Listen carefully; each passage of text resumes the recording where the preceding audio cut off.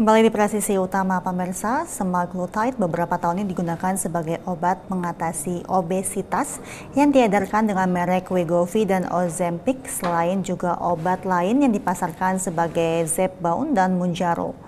Obat yang tadinya obat diabetes ini kini ternyata melonjak penggunaannya di antara remaja dan warga muda Amerika Serikat. Berikut informasi selengkapnya.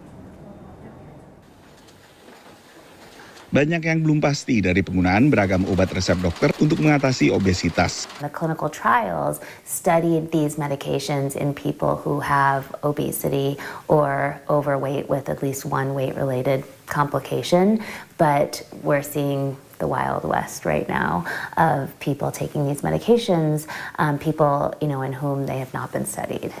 Lebih dari 3 juta resep dokter untuk obat-obat terbaru ini dikeluarkan setiap bulannya di Amerika.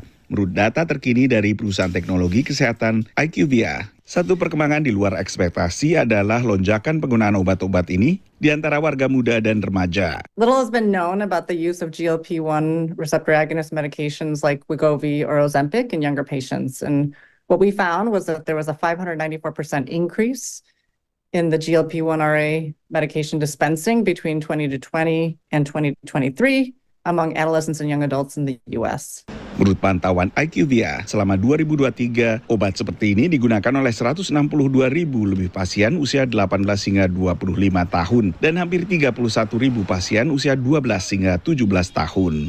When it all started, I was 17 years old and my primary care doctor had recommended that I go to Dr. Jack for weight management because I was struggling with my weight for a while. Berat badan remaja asal Chattanooga, negara bagian Tennessee ini berkurang hampir 50 kg dalam 9 bulan.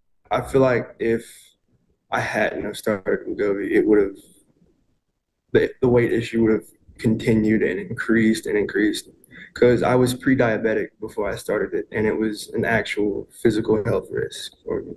And now I'm not, and my health has overall improved dramatically.